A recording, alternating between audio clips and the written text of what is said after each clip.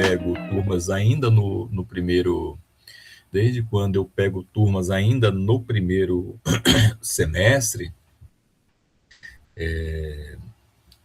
introdução ao estudo de direito, ciência política, tempo desse eu dei até filosofia do direito, da importância de você, do aluno, né, em sala de aula, né, anotar tudo, se fazer presente na maior parte das aulas.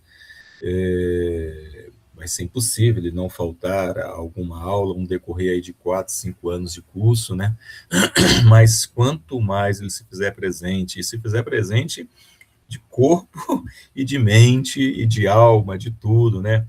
Prestando atenção, anotando. Eu sei que vai ter momentos que você vai devagar, vai ter momentos que a aula vai estar mais chata, o assunto não vai interessar tanto. Mas o que eu quero dizer é que quanto melhor você aproveita o seu curso, menos você vai ficar desesperado e menos você vai ter que estudar lá no final, né? É, especificamente para esse exame da ordem. O exame da ordem, primeira fase, é passar. Passar. Você não está concorrendo com ninguém, está concorrendo com você mesmo. Então tem que alcançar o número mínimo, 5, né? E você vai passar. E a segunda fase, realmente, são 3 questões, ir bem nas 3 questões, acertá-las pelo menos 2, ou acertar parcialmente as 3, né?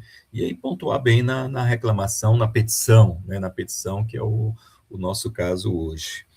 E para fazer realmente a petição, você tem que ter um conhecimento do direito material, no caso, direito do trabalho. Então, se você foi bem em direito do trabalho 1, direito do trabalho 2, aproveitou, estudou, acompanhou, aprendeu realmente, né? Você não vai ter grandes dificuldades, ou seja, não digo pouco que você estudar, vai ter que estudar, né? Mas aquilo que você estudar, com boas orientações, com bom direcionamento, tenho certeza que vai ser o suficiente para você ser aprovado. E a petição é treino, treino, treino, treino, exercício, exercício, exercício, repetir, repetir, repetir, repetir, muitas vezes. E aí, sobre isso, eu vou trazer aqui nessa aula de hoje, nesse encontro, nessa oficina, um pouquinho do... Fala, Vitor, bom dia. Eu vou trazer aqui um pouquinho para vocês do o que é exatamente o exame da ordem, como é que ele funciona, o que vocês precisam saber acerca deste exame. Deixa eu pegar aqui, ó. Vamos lá. Deixa eu trazer isso aqui para cá, ó, conhecendo um pouquinho aí o exame da ordem. Olha aqui, senhores, just a minute, pronto. O que é exatamente o exame da ordem? É uma prova que visa avaliar conhecimentos jurídicos básicos e de prática profissional do bacharel em direito que pretende exercer a advocacia. Então, primeira coisa que você tem que ter em mente que o exame da ordem, ele está avaliando futuros advogados, né? Futuros advogados. E aí, se ele está avaliando futuros advogados, e ele quer saber, o examinador, se de fato você está preparado para iniciar na advocacia. Então, observe que as próprias questões já da primeira fase serão direcionadas para um futuro advogado, com situações, problemas, com casos práticos. Fulano de tal, Tício fez isso, aconteceu aquilo, você como advogado. Essa vai ser a ideia. Ele quer saber se o candidato está preparado para a advocacia. Então, as questões vão ser direcionadas para um advogado. É bem diferente de um concurso para magistratura, Ministério Público, ou até mesmo Defensoria Pública. Então, essa é a primeira coisa. Ó. A aprovação no exame da ordem é condição para a admissão no quadro, no quadro de advogados da ordem. E quem pode prestar esse concurso? Né? O bacharel em Direito, ainda que pendente sua colação de grau, formado em instituição regularmente credenciada, também pode prestar o exame da ordem. Os estudantes de Direito dos últimos 2 semestres ou do último ano do curso, segundo aí o artigo 2º do provimento número 156 do Conselho Federal da OAB. Quando deve ser realizado? Aí hoje nós temos, está acontecendo 3 até 4 vezes por ano. Antigamente era um concurso por ano, hoje você tem vários. Então é aquela questão, né? Se porventura não se preparou legal, não passou no primeiro, não se desespere. Vai ter outros no decorrer do mesmo ano, né? O candidato pode escolher a localidade que pretende se inscrever para fazer o exame, né? Então, o candidato deve prestar exame na seccional da Auditoria da Federação, onde ele concluiu o curso e onde ele pretende advogar, trabalhar, onde é o seu domicílio eleitoral, né? E aí, o que abrange especificamente? Aqui eu vou, a segunda fase, tem a primeira fase é a prova objetiva, né, contendo 80 questões, exigindo aí o 50%, como eu falei, a nota 5. E a segunda fase, nós temos a redação de uma peça profissional privativa de advogado, não é uma sentença, não é um parecer, é uma peça profissional.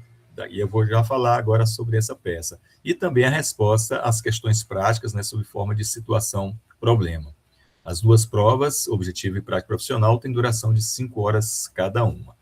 Aí eu quero mostrar aqui para vocês, eu quero mostrar aqui para vocês, não, eita, esse negócio aqui não pode cair,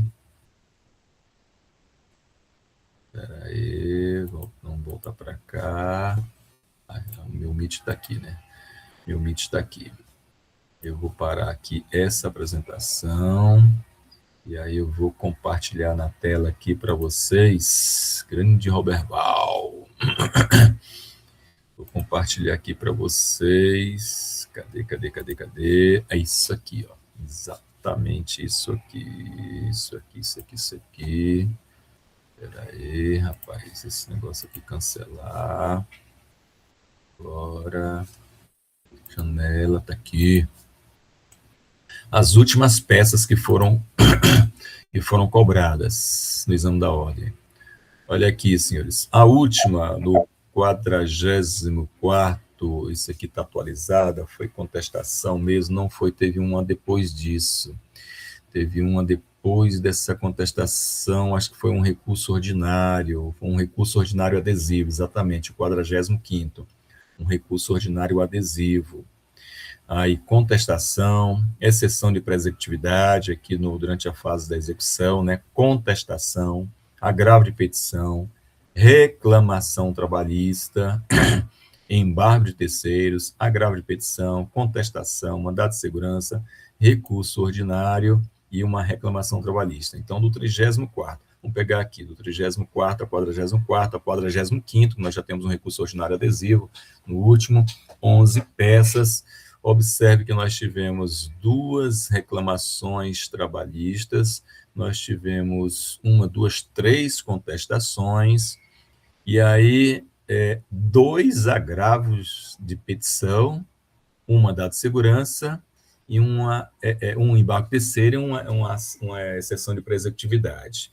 Se você pegar para trás, do 33º para trás, você vai ter uma enxurrada de contestação, uma enxurrada de reclamação trabalhista, uma enxurrada de recursos ordinários. Aí, teve uma ação de consignação em pagamento e uma outra coisa diferente. Mas, realmente, eles resolveram dar uma mudada aí nesses 2, 3 últimos anos, inovando, né, com algumas peças, né? Porque, de fato, só caía isso, gente, durante muitos anos. Reclamação, contestação e recurso ordinário. Só essas 3 peças. E aí, então, passaram a inovar aqui e acolá, e nesses últimos inovaram bastante. Mas, ainda assim, observe que contestação apareceu aqui 3 vezes, e a reclamação trabalhista 3 vezes, e recurso ordinário 2 vezes. Eles continuam sendo os campeoníssimos. Agravo de petição aqui, realmente, 2 vezes. Agora, o agravo de petição é um recurso ordinário. É a mesmíssima coisa, um recurso ordinário, sendo que na fase de execução. Bacana? Então, o que eu quero dizer com isso? Que você deve treinar muito mesmo, reclamação trabalhista, contestação e recurso ordinário.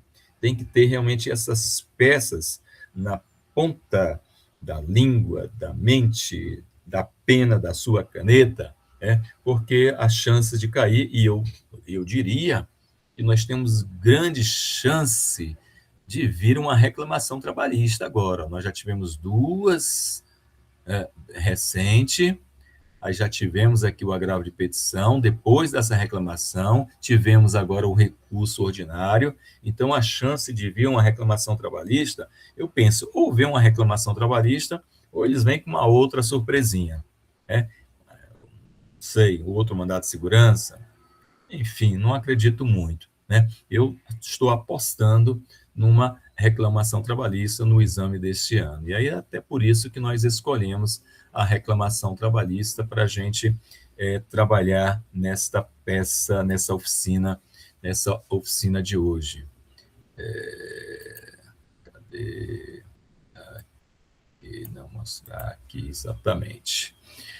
Exatamente aqui. Então, vou parar novamente aqui essa apresentação e aí vou agora passar para a reclamação trabalhista, né? Vou passar aqui para a reclamação trabalhista.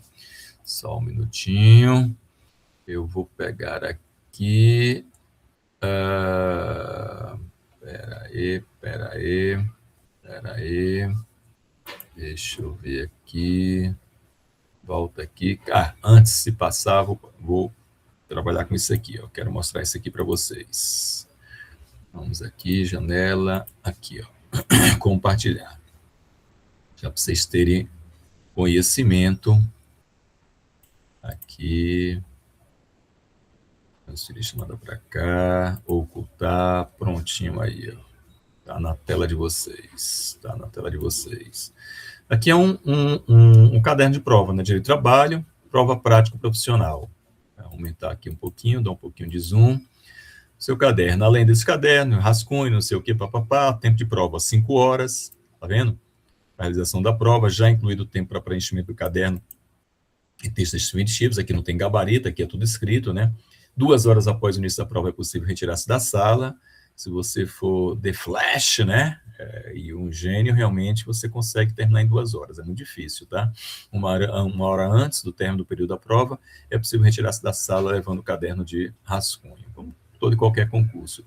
Aqui algumas informações importantes, e aí o que é permitido, o que não é permitido, né? Enfim, você vai ter que levar sua canetinha, né? Aquela padrão, a preta, transparente, o seu vadimeco, lembrando que o vadimeco não é um vadimeco comentado, pode ter até, eventualmente, ali alguma anotação, os riscos, marcações, isso não tem problema, tá?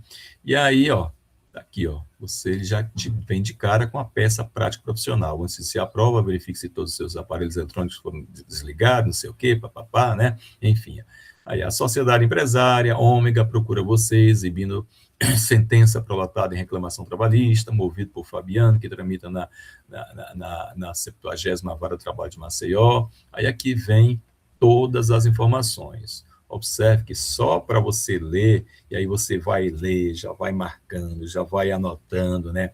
Tudo, fazendo ali as observações, destacando, para que você já possa ir montando a peça, né, na sua mente. E aí depois já colocando no seu rascunho. Rascunho, você tem bastante páginas, 2 páginas, são 2, na verdade, 3 páginas, né, são 90, na verdade, 4 páginas, 5 páginas, só de rascunho, ó, 150 linhas, dá para rascunhar legal.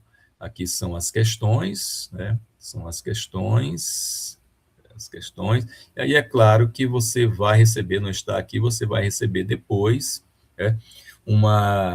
o gabarito, que seria o gabarito definitivo, o lugar para onde você vai transcrever a sua petição. Aí, senhores, a primeira coisa, né, nós verificamos aqui, são 150 linhas, 5 páginas, para você fazer a sua peça, para você fazer a sua petição.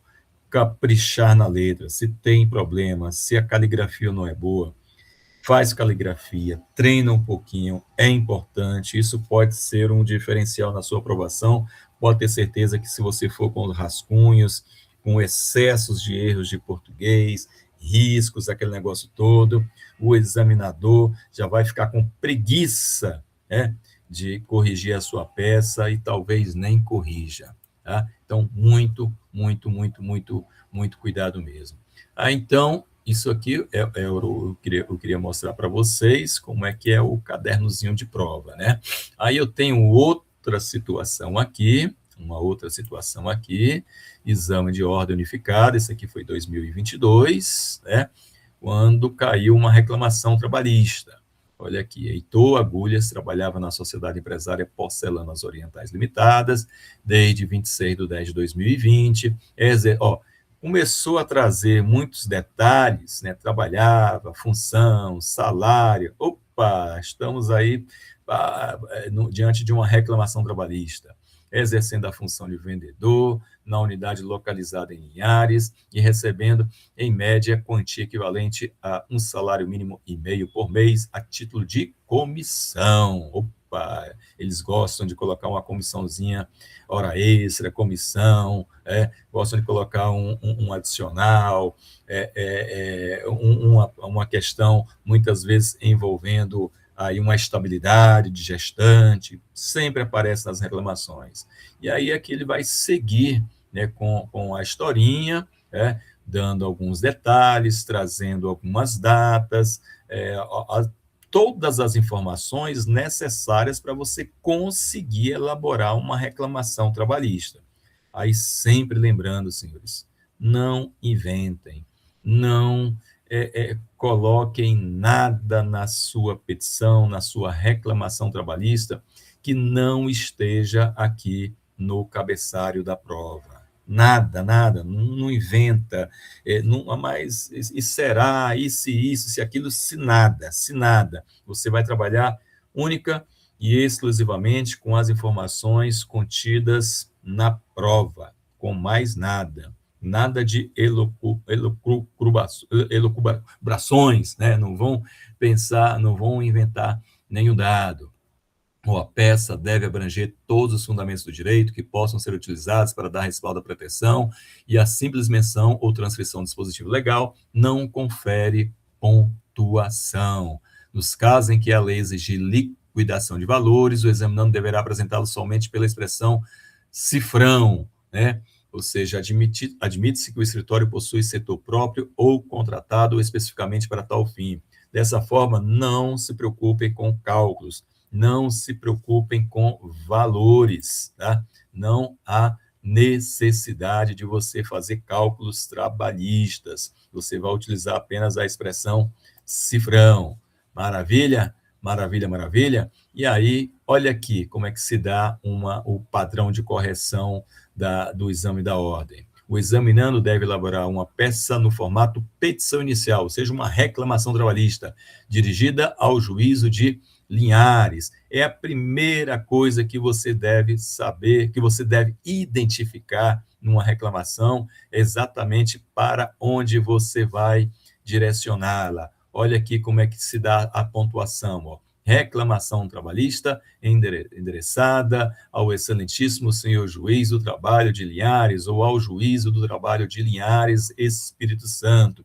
É muito comum também nas questões do exame da ordem colocar que trabalhou em tal lugar, foi admitido em outro, depois foi transferido para outro, para tentar te confundir e saber se você conhece as regrinhas de competência, né? E a regra de competência mor do direito do trabalho e mormente aí no que se refere à competência, ela é a competência ratione lote, né? A competência em razão do lugar onde a pessoa prestava serviço ou trabalhava, não importando se foi contratada no outro lugar, ok?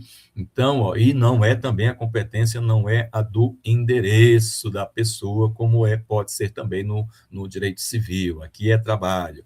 0,10 pontos, já acertando o endereçamento. Aí depois, partes e fundamento legal, ou seja, qualificação. qualificação do reclamante e da reclamada, são mais 0,20 pontos, 0,20 pontos. E aí, como é que você vai qualificar? Você vai qualificar somente com as informações dadas aqui no cabeçalho, né? Neste caso aqui, ó, ele só colocou Heitor Agulhas, então você vai colocar Heitor Agulhas, né? E aí a qualificação, aqui ele não está informando, pressupõe-se, é claro que seja brasileiro, mas ele não está colocando aqui se é casado, enfim, então você pode simplesmente colocar qualificação, o Heitor Agulhas brasileiro, nesse caso aqui, não haveria problema, mas você não sabe se ele é solteiro ou casado, então você pode colocar assim, estado civil, né? Aqui não colocou o endereço, aí você vai colocar residente domiciliado em tal endereço, né? Que mais que você pode colocar dentro da qualificação? A vendedor, pode colocar aqui, ó, vendedor, a profissão dele, você pode colocar, mas somente aquilo que estiver aqui, não é para inventar absolutamente nada. É a mesma coisa com relação à empresa, Porcelanas Orientais Limitada, ou sociedade empresária, né? Vem perante Vossa Excelência propor a seguinte reclamação trabalhista em face da Sociedade Empresária Porcelana Orientais Limitada. Quem chamou? Alguém chamou? Diga aí, Vitor. Professor, todas as citações de qualificação são válidas, né? Que a gente já tem costume de utilizar, tipo endereço de e-mail, essas que são padrões mesmo. Sim, são os padrões. RG, CPF, a trabalhista não exige e-mail, mas não tem problema você colocar. Outra é a questão PIS, CTPS, então pode citar tudo isso. É claro que você não vai inventar números, né? Mas são aquelas realmente previstas no CPC e também na CLT.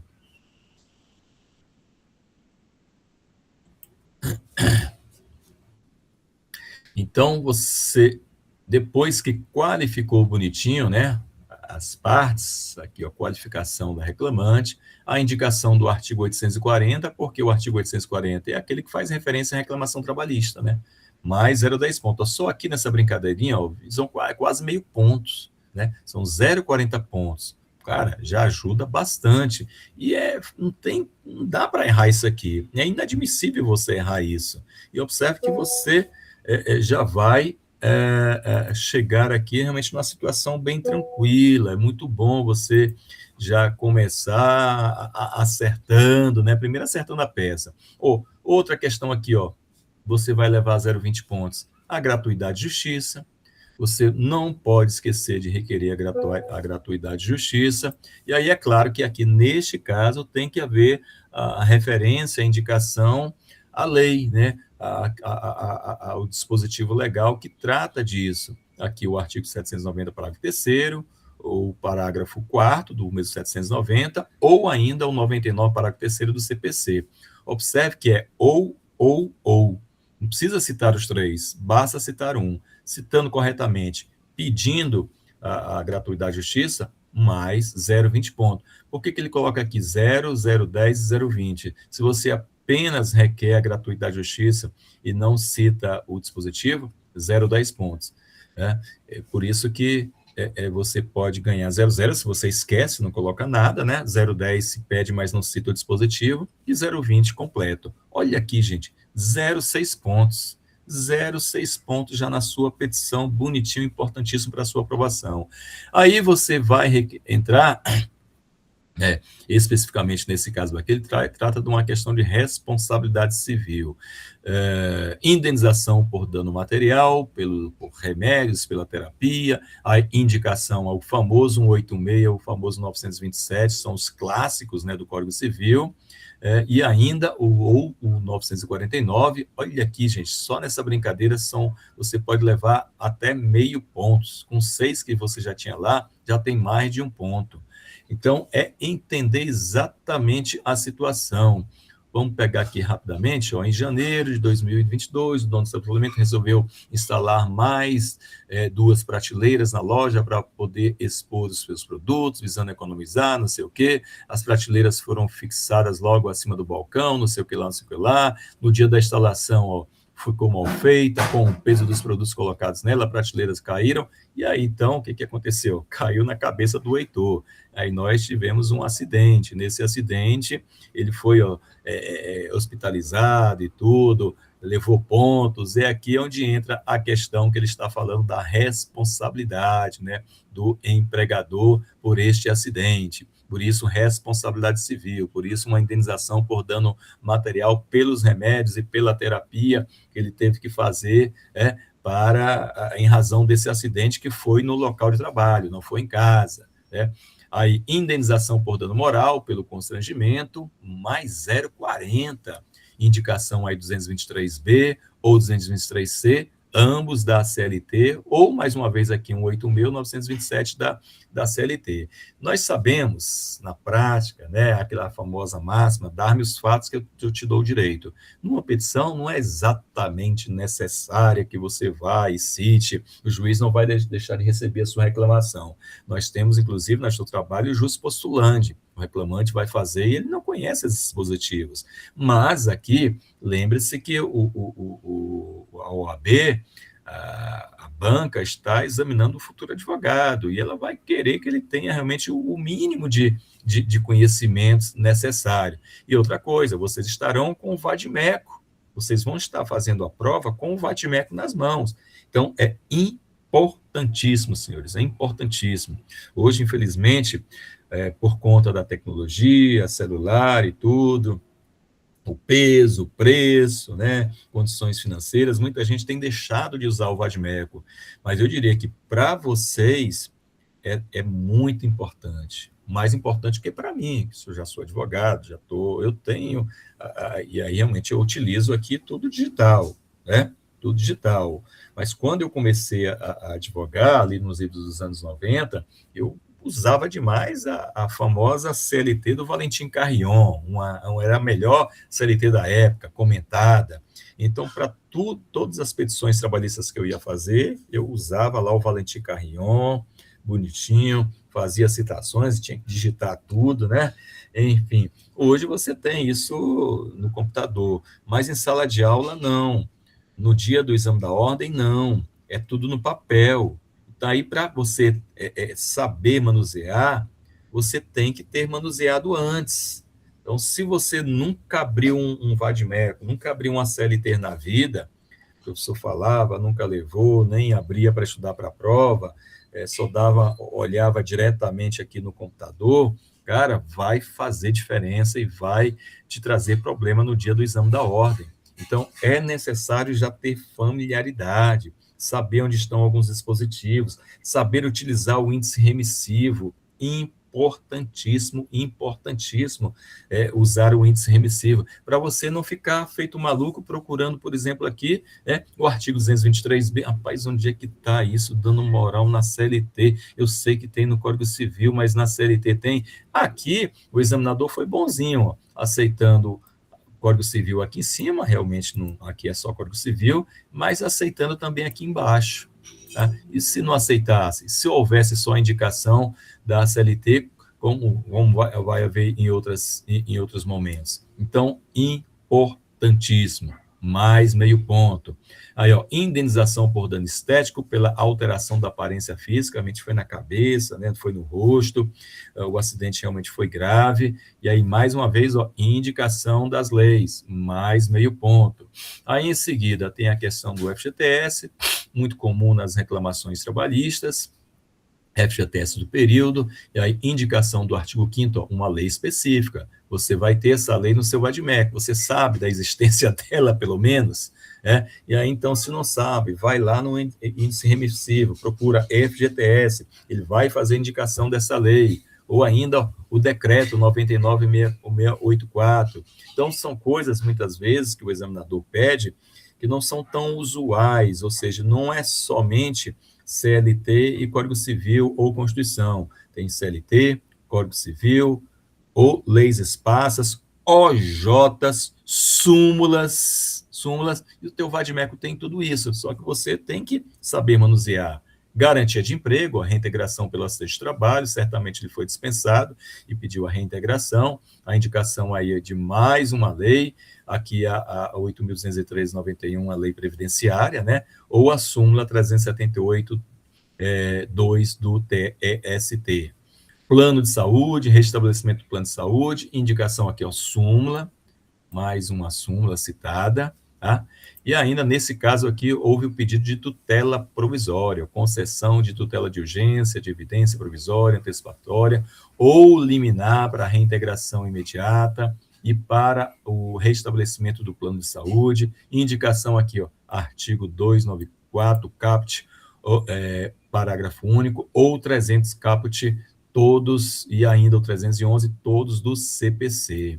Lembre-se que o CPC é utilizado de forma subsidiária para auxiliar a aplicação do direito processual do trabalho.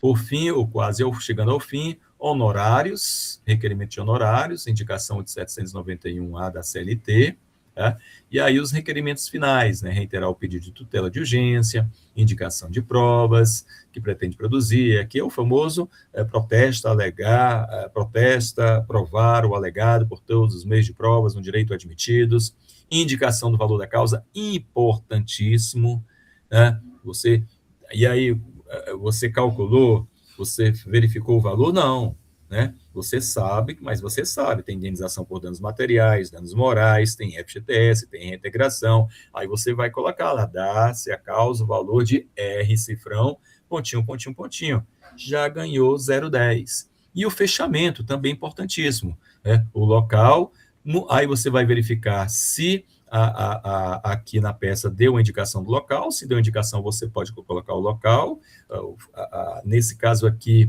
foi uma cidade lá no Espírito Santo, né? Lá no Espírito Santo. Cadê? Exatamente, ó, Linhares. Aí você pode colocar Linhares, Espírito Santo. Aí a data você não precisa colocar, né? Basta colocar realmente lá o dia, mês, ano. Pode colocar. E advogado, apenas escrever advogado, né? E abaixo, OAB, pontinho, pontinho, pontinho. Advogado, pontinho, pontinho, pontinho. OAB, pontinho, pontinho, pontinho. Então, só nessas bobagenzinhas aqui, ó, valor da causa, local, nome do advogado, ó, 010 mais 010, aqui ó, não dá para esquecer, protesta provar o alegado, né? Você tem aqui, ó, 30, com aquelas pontuações aqui de início, aqui foram 10, mais 20, mais 10, 2, 3, 4, mais 30 ali já são 0,7, 0,7, não pode esquecer de requerer a justiça gratuita, já vai 0,9, você já tem praticamente um ponto, gente, só de coisas assim bem básicas mesmo, bastante elementares. Então-se, para seguir aqui, eu vou trazer para vocês, opa, não é isso aqui não, vamos voltar para cá, mais algumas informações preciosas também, muito preciosas, né, sobre a elaboração dessa reclamação, sobre a estrutura dessa reclamação trabalhista, já que nós estamos falando de uma reclamação trabalhista. Vamos cá, janela, aqui, compartilhando, ocultar, vamos voltar para cá, transferir a chamada para cá, tá aí, ó, senhores, aí eu venho para cá, e aqui eu tenho, estrutura da peça, o esqueleto de uma reclamação trabalhista. O primeiro de todos, endereçamento. Gente, tem gente que utiliza ao juízo, né? Vocês sabem que eu, professor Gleison, a gente não gosta dessa expressão, mas ela tem sido aceita, né? Ao juízo, tal, enfim, eu prefiro o excelentíssimo senhor juiz, né? Da pontinho, vara do trabalho, aí nesse caso aqui, na reclamação trabalhista, vocês viram que nesse exemplo que eu trouxe aí, exemplo não, né? Nessa petição, nessa prova aí real, foi reclamação, eles dão um local, eles sempre vão dar o local, e você vai poder escrever, né? No caso aqui foi excelentíssimo senhor juiz, juiz, né, da Vara do Trabalho, né, de Linhares, né, Linhares/Espírito Santo. Local da prestação de serviço na forma do artigo 651 da CLT, ainda que tenha sido contratado em outro local, ainda que ele residisse em outro local no momento em que ele ingressou com a reclamação trabalhista, ok? Qualificação das partes, é o nome completo, nacionalidade, estado civil, profissão, RG, CPF, CTPS, barra série, PIS, NIT, nome da mãe, endereço completo. E é isso aqui mesmo. Nesse caso aqui, dessa peça, nós tínhamos aqui o nome do cidadão, né? Que era o Heitor Agulhas. Então, o que você, para não correr nenhum risco, vai colocar aqui o nome dele, né? O nome que foi dado na petição, Heitor Agulhas. Aí, ó, nacionalidade, estado civil, profissão, RG, botou desse jeitinho aqui, ó, levou os pontinhos. Nome da peça, no caso, reclamação trabalhista. O procedimento aqui, gente, vai depender, que você não vai fazer cálculos, né? Então, você não vai saber, muitas vezes, se o valor da causa vai ser superior a 40 salários mínimos, a não ser que o examinando te dê alguma indicação mais complexo, vai ter que haver perícia, aquele negócio todo, papapá. Aí você já poderia colocar o procedimento ordinário sumaríssimo. Observe que nesse caso, nessa petição que eu trouxe aqui agora para vocês, não havia a necessidade, no espelho de correção, da indicação, ele não estava pedindo rito. Então, somente se for citado de alguma forma esse rito. Se não for citado, coloca somente reclamação trabalhista. Se houver necessidade, você vai colocar ordinário, sumaríssimo ou ainda o sumário. Vai que ele te coloca numa situação, uma peça, que é somente o pedido para a baixa de CTPS, sei lá, reconhecimento de vínculo, mas sem a necessidade de condenação em verbas trabalhistas. Aí você vai para o sumário, que é até 2 salários mínimos, né? Aí, aqui ele não colocou, tá? Ele colocou a qualificação das partes, mas colocou apenas aqui a do reclamante. Tem também a qualificação do reclamado, né? Nós poderíamos colocar aqui, ó, qualificação, né? Qualificação das partes. Aqui seria reclamante, né? Reclamante, e aqui reclamado. Neste caso aqui da petição, ele deu o nome da empresa, foi isso aqui, ó, sociedade, tá? Exatamente essa aqui, ó. Sociedade Empresária Porcelanas. Aí você vai colocar o restante das informações. Nesse caso aqui, ó, CNPJ, né? Endereço, é basicamente CNPJ e endereço, né? Basicamente o CNPJ e o endereço completo. Bacana.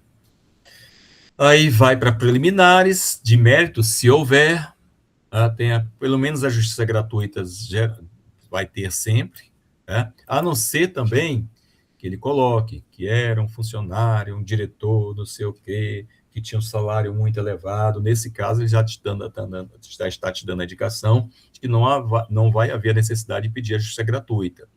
Ok? Muito embora nós sabemos que a justiça gratuita não é especificamente para quem é pobre ou coisa parecida, hipossuficiência é a questão de ele conseguir arcar com as custas processuais. Mas se ele começa a florear demais, dando a indicação que é um camarada que tinha um salário muito elevado e tudo, então certamente não haverá necessidade de justiça gratuita. Aí, eventualmente, tutela de urgência, ou tramitação preferencial, ele pode colocar que a pessoa maior de 65 anos, não sei o quê, papapá, então já dá essa indicação. E a tutela de urgência no processo de trabalho, apesar de esse ter aí, ter essa tutela, mas não é muito comum. Nesse caso que nós trouxemos a via, né? E ele, observe que ele não colocou no espelho de correção lá no início, colocou somente lá no final, mas não teria problema se você colocar no início como preliminar, né? Que no caso seria a reintegração dele. Aí o mérito, dividir por tópicos, isso aqui é muito importante, tá, gente? Dividir por tópicos é muito importante, porque aí você não vai se perder. No caso aí, ó, danos morais, danos materiais, FGTS, fazer tópico por tópico, fica melhor para você organizar suas ideias e vai ficar muito bom para o examinador corrigir. Ele já olha aquilo ali, puxa vida, esse camarada é organizado, bacana, esse vai dar um bom advogado, né? Então, faz essa divisão, vai ser muito bom e vai ser mais fácil você organizar. Aí, depois, os pedidos, lembre-se que na reclamação trabalhista você vai trazer os fatos, e aí logo depois você vai fazer os seus pedidos, e aí quando depois que faz os pedidos, você vai expressar os valores. Então, se você pediu lá saldo salário, aviso prévio, hora extra, verbas rescisórias, dano moral, mas lá embaixo você vai ter que repetir tudo novamente os tópicos, né? E colocar, expressar ali os valores, porque de acordo com a reforma trabalhista, tanto faz rito sumaríssimo como ordinário, você tem que liquidar todas as parcelas. Nesse caso, o liquidar todas as parcelas é simplesmente colocar o R-cifrão na frente, tá bom? Então, pedidos devem ser certos ou determinados e com indicação do valor obrigatório na forma do 840, parágrafo 1º da CLT. Mais uma vez, basta você colocar o R-cifrão. E aí, requerimentos finais, notificação da reclamada, produção de provas, procedência do pedido, não pode esquecer, né? Requer a procedência de todos os pedidos, é importante, né? Valor da causa, ou dá-se a causa o valor de R-cifrão, pontinho, pontinho, pontinho, e o fechamento, né? Local, data, advogado, OAB. Bacana, gente? E aqui algumas dicas importantes, ó. Fundamentação legal, cite artigos da CLT, Constituição, súmulas e OJs do TST, e ainda poderíamos acrescentar aqui também, né? Súmulas, né? Do TST. Sempre importante. Observe que nesse último que nós mostramos agora aqui não tinha OJ, mas tinha súmula. Não tinha Constituição Federal, mas tinha CPC, tinha Código Civil. Então, fundamentação legal importante. Dica, o segredo é utilizar o índice remissivo do VAD-MECO na hora da prova. Já falei para vocês. Importantíssimo, gente, saber utilizar o índice remissivo, porque lá você vai por temas, por assunto, FGTS, danos morais, adicional de hora extra, adicional disso e daquilo. Então, você não perde muito tempo procurando, a não ser que você já saiba realmente, esse aqui é o 840, esse aqui é o 700, aí você vai direto. Mas se você não sabe, não tem ideia, índice remissivo. Tá? Narrativa dos fatos, seja sucinto. Na verdade, para a narrativa dos fatos, você já tem as informações, né? Você já tem as informações,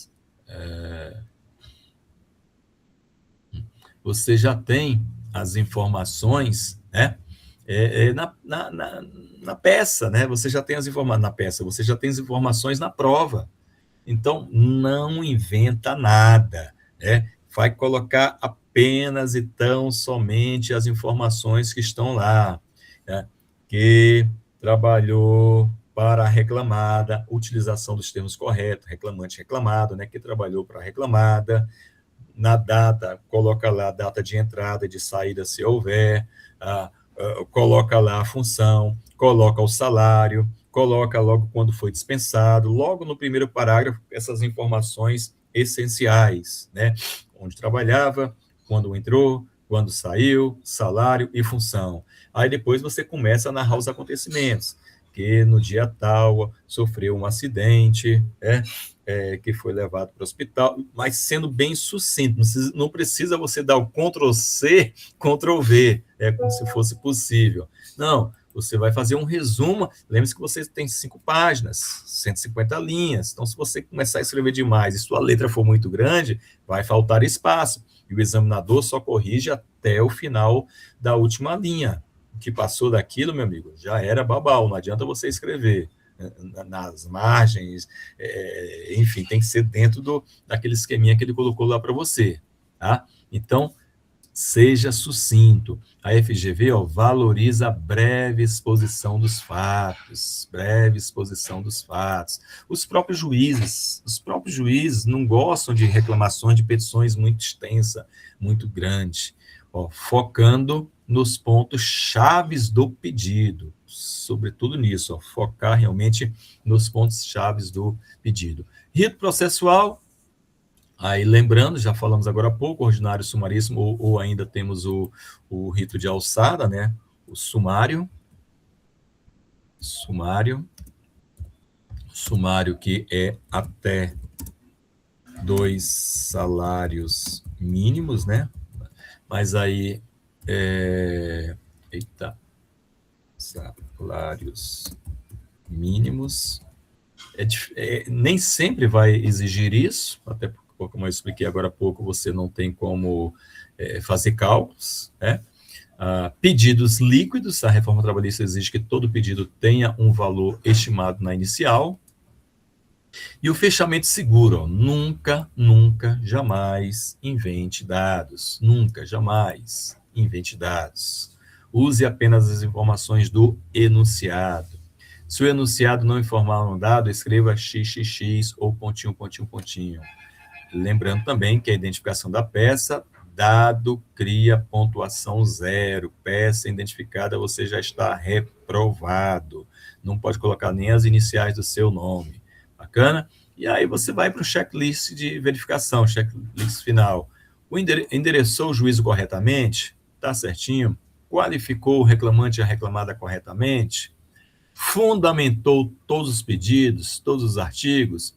Indicou os valores em todos os pedidos? Indicou valores, mais uma vez, é apenas o R-cifrão. Pediu a notificação?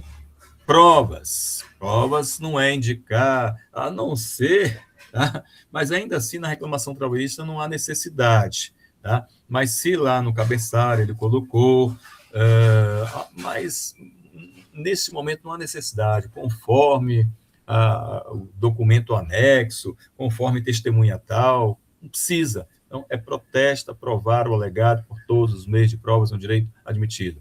Pedir a procedência da peça, e aí fechar a peça sem identificar. Bacana, gente?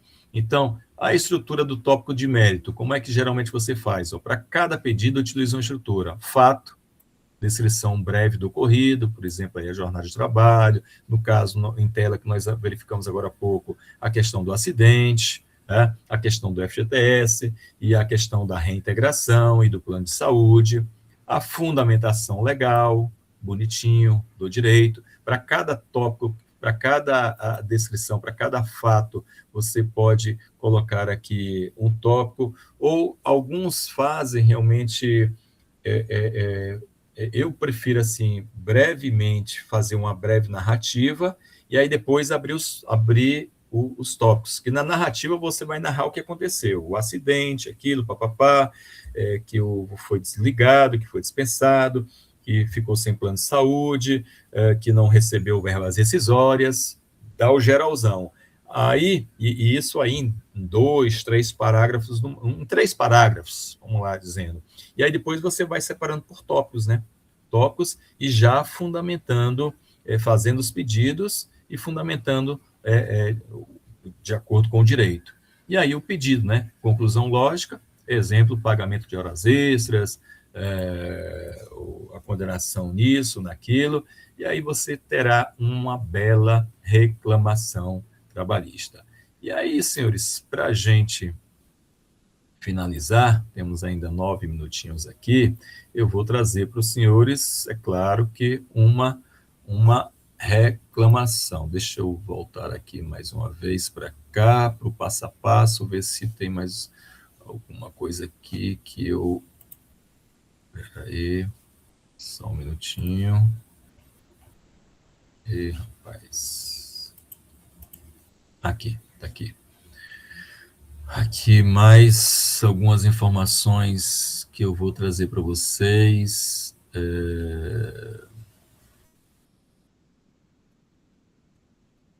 Aqui, vamos lá.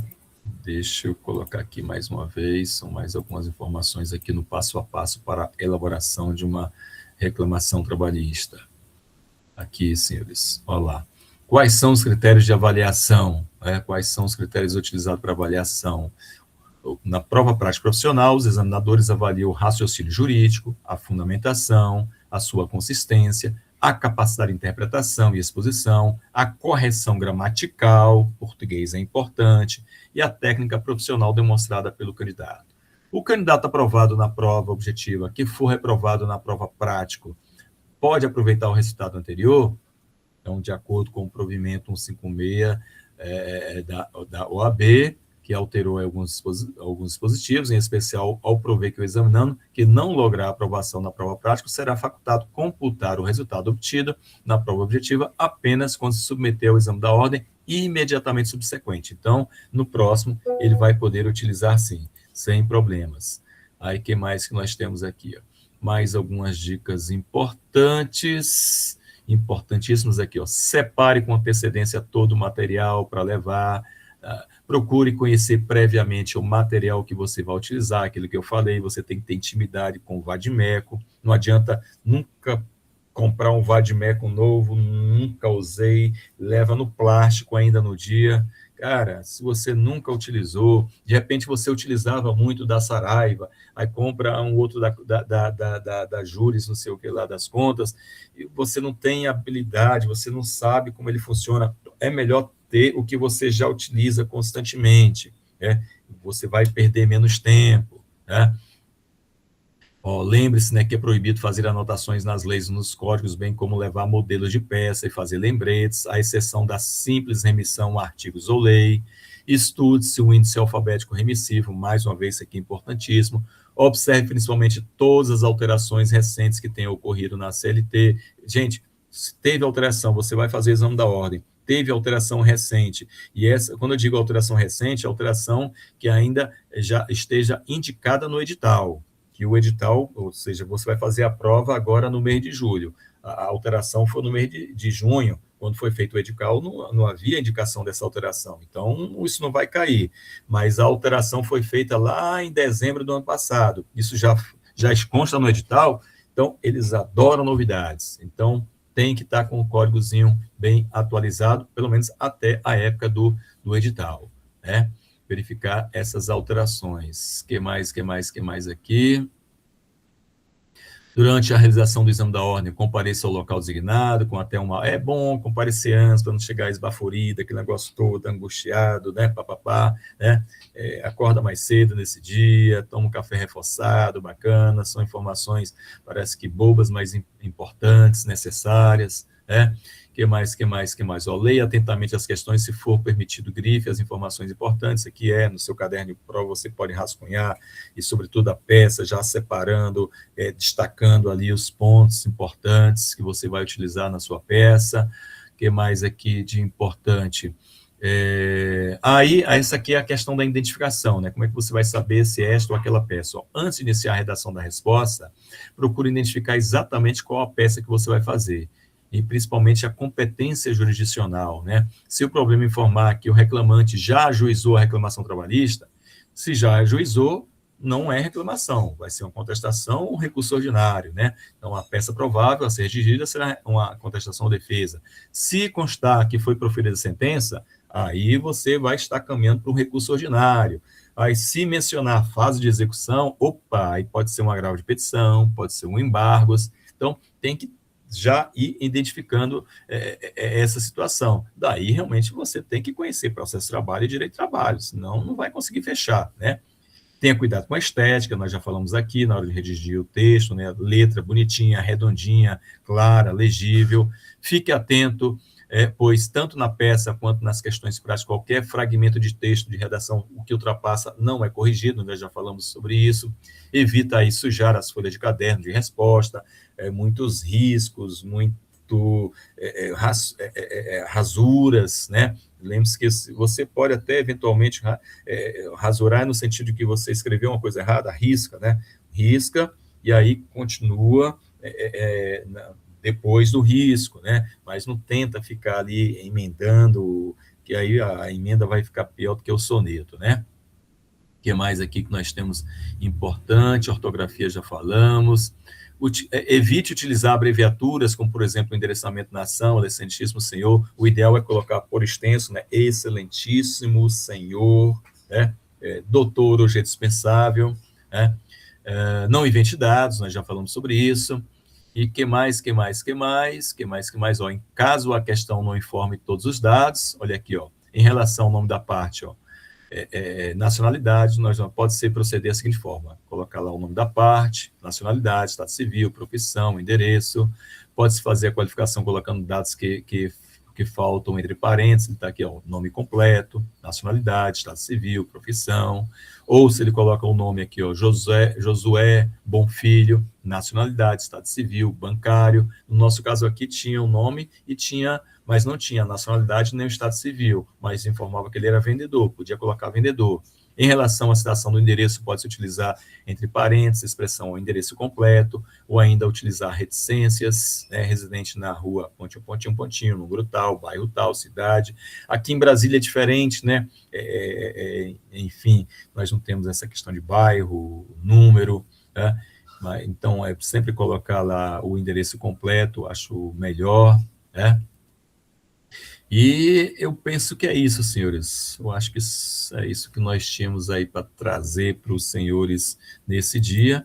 Espero que essas informações tenham sido úteis. Agradeço demais a participação aí do meu amigo Roberval, meu amigo Vitor, meu amigo Wanderson, grande Daniel. E eu estou aí, gente, estou aí na faculdade, no que eu puder ajudá-los, material, informações, contem sempre comigo. Beleza? Então, desejo a todos aí um bom restinho de semana. Hoje ainda é quarta-feira, ainda tem quinta e sexta. Sábado eu tenho estágio, estarei por aqui.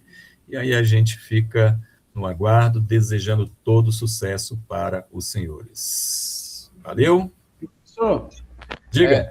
Esse cronograma, esse material que o senhor apresentou aí, o senhor vai disponibilizar ele também? Vitor, tu podes me pedir lá em sala de aula, ou me mandar aqui uma mensagem no WhatsApp, um e-mail, que eu te envio, sim, sem problemas.